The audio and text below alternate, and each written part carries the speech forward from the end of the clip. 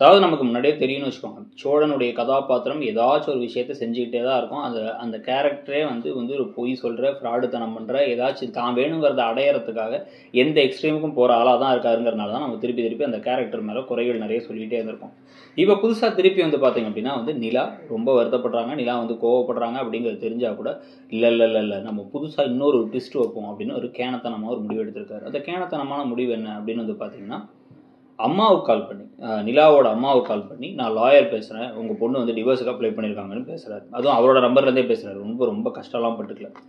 So பேசினதுக்கப்புறமா அவங்க வந்து நான் அவன்கிட்ட பேசியே தீரணும் அப்படின்னு வந்து சென்னை கிளம்பி வந்து அவங்க அம்மாவும் அண்ணியும் உட்காந்துட்டு உங்களை பேசணும் வாங்க அப்படின்னு வந்து ஒரு ஹோட்டலில் கூப்பிட்டு உட்கார வச்சு, நிலா கிட்ட என்னத்துக்கு டிவோர்ஸ், 4 மாதம் கூட ஆகலை, கல்யாணமாகி 4 மாதத்துக்குள்ள டிவோர்ஸ்னால் என்ன வாழ்க்கை வாழ்ந்துட்டு இருக்கேன், இதுக்கு எதுக்கு ஓடி வந்தேன், இதுக்கு எதுக்கு எங்களை அவமானப்படுத்துன்னு பேசிகிட்டு இருக்கும் பொழுது எப்படி இது இவங்களுக்கு தெரிய வந்துச்சு அப்படின்னு நிலா யோசிக்கிறாங்க. நிலா யோசிக்க வேண்டிய அவசியமே இல்லை. இது வரைக்கும் உங்கள் ட்ராக் ரெக்கார்டில் எல்லா விஷயமும் யாருக்கு தெரியக்கூடாதோ அது எப்படி தெரிஞ்சிச்சு அப்படின்னா அது சோழன் மூலமாக தான் தெரிஞ்சிருக்கு. சோழன் உடனே அப்படியே வந்து யோசிக்கிறாராம், சிரிக்கிறாராம், அது காமெடி மியூசிக் போடுறாங்களா, இதெல்லாம் எவ்வளோ பெரிய கேவலம் தெரியுமா ப்ரோ அப்படிங்கிற மாதிரி தான் இருக்குது நமக்கு. அதாவது பாண்டியனுடைய கதாபாத்திரத்துக்கு அப்படியே எக்ஸாக்ட் ஆப்போசிட்டான கதாபாத்திரமாக சோழனோட கதாபாத்திரத்தை கிரியேட் பண்ணுறாங்க.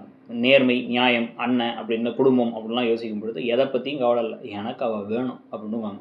இந்த சில பேர்லாம் இருப்பாங்க வீட்டில் வந்து வீட்டோட நிலைமை கஷ்டம் என்ன ஏதுங்கிறதெல்லாம் புரிஞ்சுக்காம எனக்கு கேடிஎம் பைக் வேணும், இந்த பைக் வேணும், அதில் இந்த இது வேணும், எனக்கு கொடுக்கலன்னா அவ்வளோதான் அப்படிங்கிறது.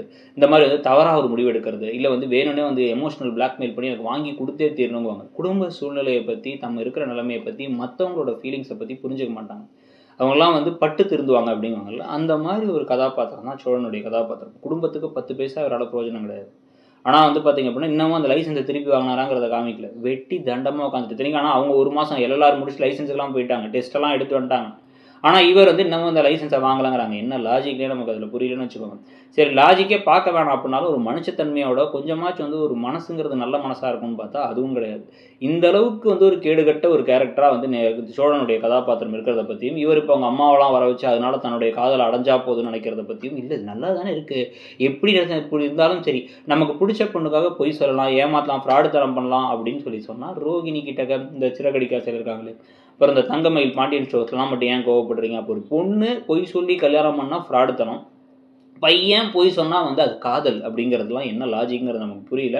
அதை பற்றி உங்களுடைய கருத்து என்னங்கிறத கமெண்ட் செக்ஷனில் சொல்லிடுங்க. தேங்க்யூ.